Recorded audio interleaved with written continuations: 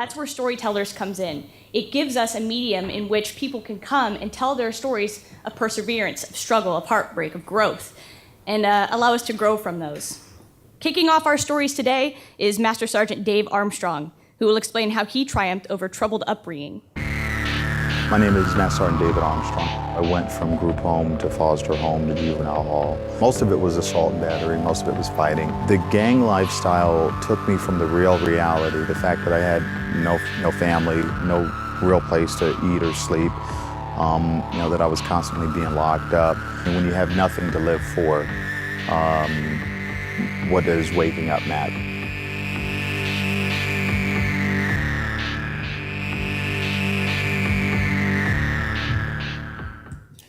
Okay, so I kind of had a bad lifestyle, bad childhood, bad upbringing. So I want to talk a little bit about perseverance, a little about overcoming some obstacles, a little bit about just life and how there are things that you just have no agency over, you can't control them, and how you can persevere over those things that you have no agency over.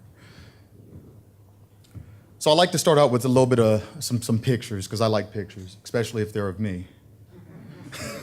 I have no pictures of myself when I was this age at all. Zero. If we did a poll, let's just take a poll. Does anyone have a baby picture of themselves? Raise your hand if you have a baby picture of yourself, just one. So most of us do. I think everyone does.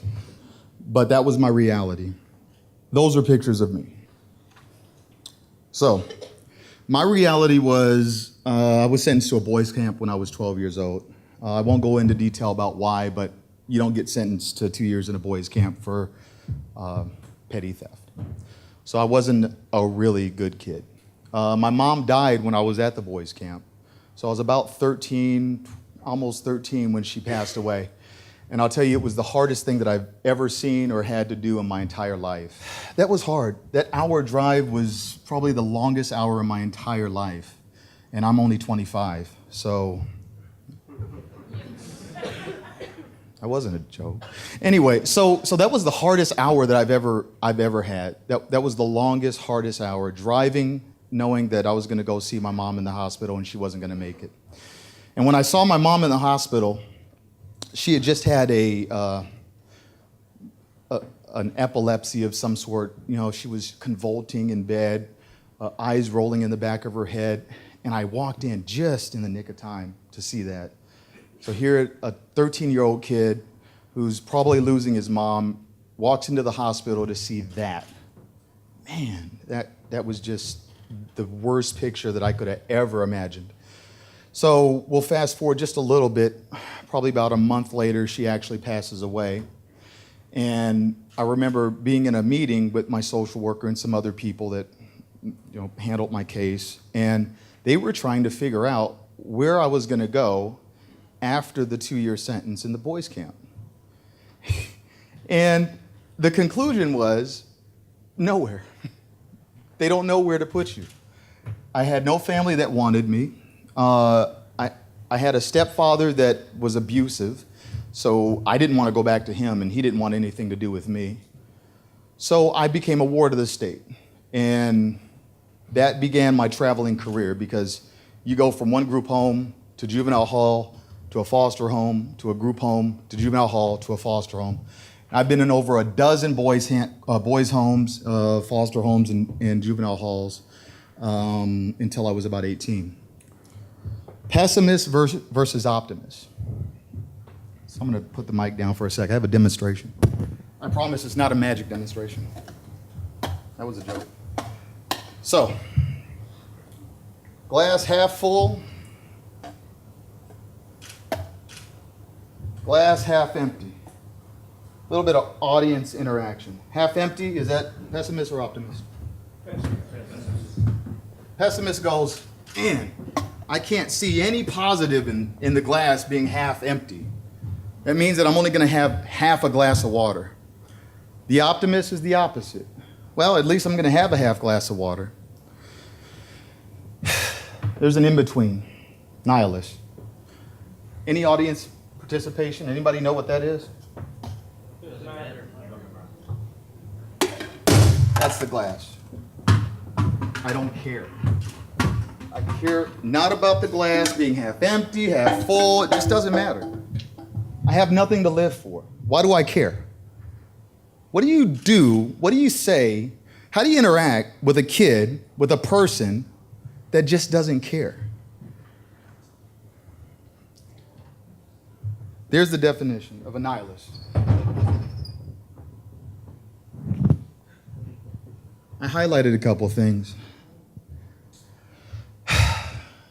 Moral principles, laws, etc. Despair and the belief that life is devoid of meaning. Life has zero meaning. Wow. That sucks. I mean, really, raise your hand if you think that life has zero meaning. I think most of us are not going to raise our hands. I could care less about my life, and believe me, I didn't care about your life. How do you look at a person? How do you affect a kid? How do you do anything with someone that just doesn't give a crap? Doesn't give a crap about himself, doesn't give a crap about you.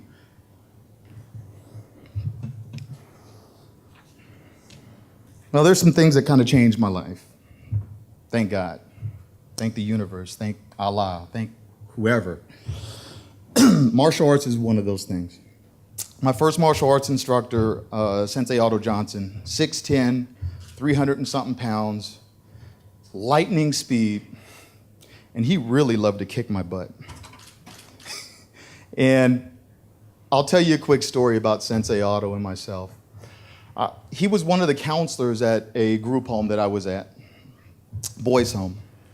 And Sensei Otto had this little martial arts program, little karate program. He'd take the kids out to the garage and they'd do some martial arts stuff and fight a little bit. And I thought, man, okay, whatever. They're doing their thing. I didn't care.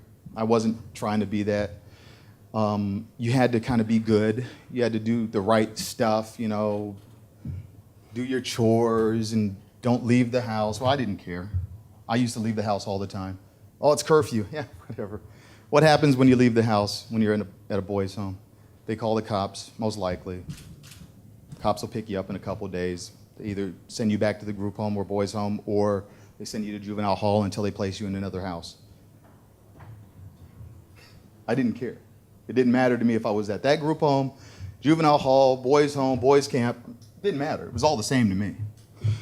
Well, one day I thought, I'm going to leave, and it was about 10, 11 o'clock at night. And I said, I'm going to go out. And Sensei Otto said, no, you're not. I said, yes, I am. And all you're going to do is call the cops. And they're going to either pick me up and bring me back here, or they're going to put me in juvenile hall for the night or two and then place me in another place. So I'm leaving. And Sensei Otto stood in front of the door, and he says, I'm not going to let you leave, Dave. And I knew, I was really smart. I was a manipulative kid. And I knew you can't touch staff. If you touch staff, they get to touch you. And I don't want 6'10", 300 and something pounds touching me. Didn't want it in any way, shape, or form. I don't know why, but I thought to move him out of the way. I said, I'm leaving. And he stood in front of the door. I said, I'm leaving. I touched him. He touched me back. So when I woke up, literally, not even joking, I was in my room and I was mad. I was like, yeah, I'm gonna get my homies. We gonna strap up. We got this. Wait till I leave here. But I wasn't about to leave. Again, I wasn't stupid. I was like, I'm ready. I'm gonna get my boys tomorrow when I can leave, when you ain't around. And we gonna get you. We gonna shoot you. We got this. You big, but you ain't gonna stop a bullet, homie. So that was in my mind. Now I slept on it a little bit. Woke up the next day. I was like, man, this dude is bad. Because he just reached out and touched me and grabbed me. When I woke up, I was in my room. How do I do that? Because there's some people that I want to do that to. Really? So it got me thinking a little bit, not in a positive way, in a negative way. All right, so if I do my chores I could go and like hang with Sensei Otto and he could teach me how to choke somebody out like that. Because again, I want to do that to a couple people. So it negatively, positively motivated me. Well, again, I had nothing to live for. I didn't care about anybody. And here was one thing that I knew, violence. I knew how to be violent. I was good at that. I was good at fighting. I grew up, I enjoyed it. It was like eating, sleeping. So I was like, man, I'm gonna learn how to choke people out and I'll do some chores and I won't leave the group home. And so I started being good. And I said, hey, Sensei Otto, I'd like to do this little martial arts thing. He said, okay, as long as you behave, you continue on this mode, you can do this martial arts thing. I said, oh, I'm gonna choke some people out. So I started doing martial arts. Well, man, it changed my life. It changed my perspective. So I began to have some confidence in something, in myself, in the world. So, this is kind of cool, because there's a lot of discipline in martial arts. And I had someone telling me what to do, and I was going to do it, because I didn't want to wake up in my room unconscious again. So he instilled discipline in me through martial arts, and it was amazing. And he became a father to me, and I won't go into detail, but I took over one of his martial arts schools, and it was great. We had a great relationship. Second thing that changed my life is my court-appointed guardian ad litem, and that's really someone that represents you in court, kind of a big brother or a big sister to you, someone that cares about you, that's going to kind of look after you. So Ron Barnick was my guardian ad litem, and he was a pilot in the Air Force. And he did this guardian ad litem thing for kids, and it was a volunteer thing. He didn't get paid for it, and he just really cared about kids. Well, he began to instill a lot of things in me, and he cared about me, genuinely cared about me. And I used to go to his house, and he had stuff from all over the world, from Greece, from Italy, from Japan, from everywhere. I said, God, dog, there's a place outside of L.A. Can I walk there? I just want to take a little walk, see some of this stuff. He said, no, you got to fly there. I'm a pilot. Ooh, all right. Why are you a pilot? I'm in the Air Force. Ooh, what's that? What's that about? So he began to mentor me. He began to put a little seed in me. And I began to think, wow, there's a world out there outside of this little bubble that I'm in, that I've been in. I was about 15, 16 when he became my guardian ad litem, so 15, 16 years of LA bubble.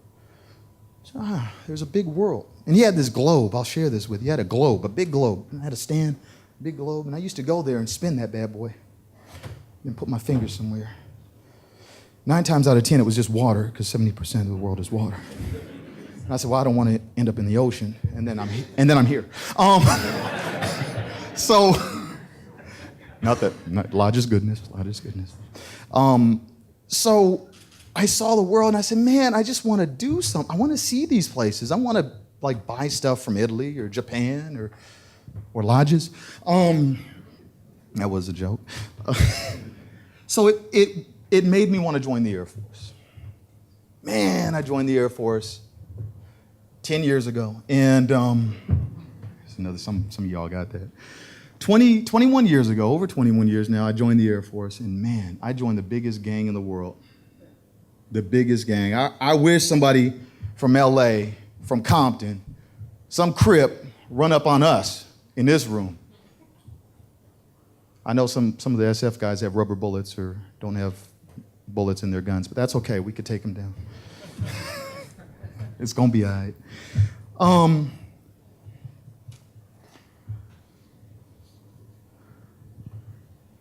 So I joined the Air Force.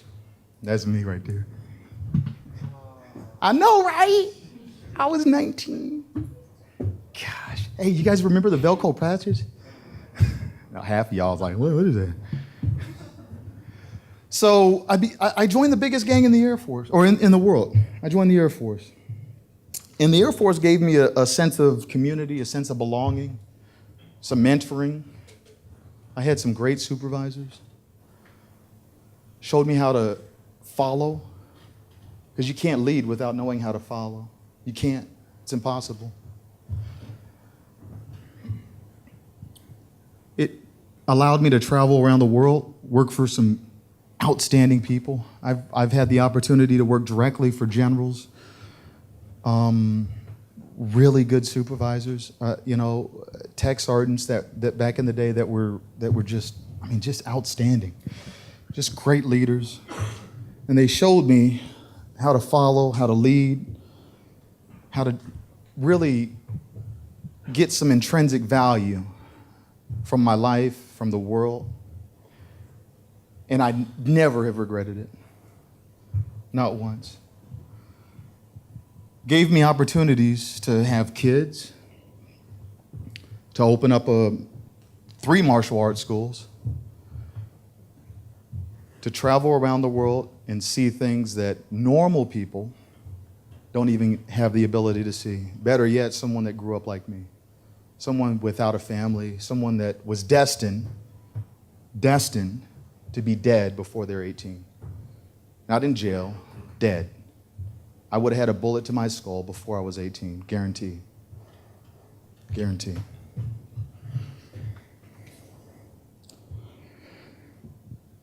I've been able to see places that people travel to once in a lifetime.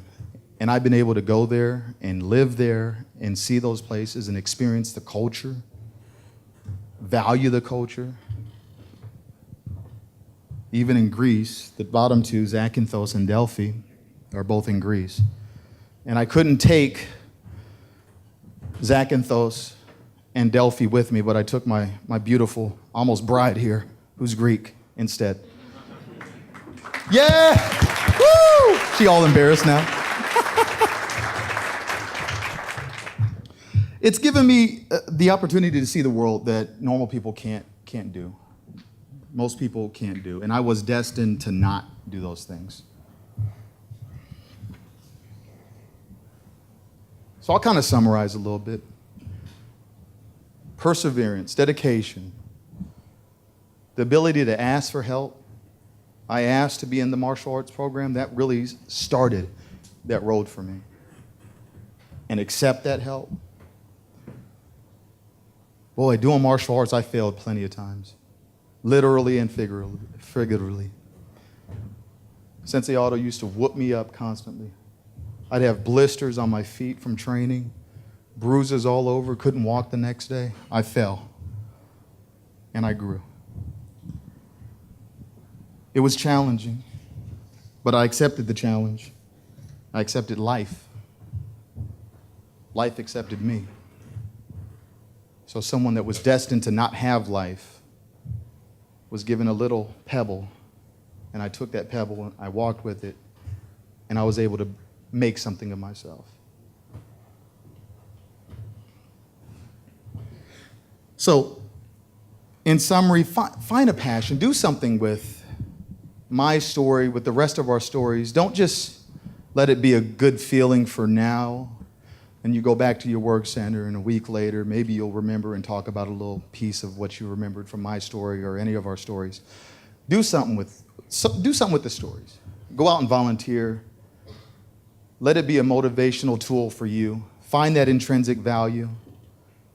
Learn how to lead. Learn how to follow. Something. Don't let it just go on your ears, make you feel good for 20 minutes, and then walk away. Don't do me that disservice. Don't do yourself that disservice. Take something from it. Anything. If not from my story, from someone else's story. Because it's important. Make your beginning. Thank you.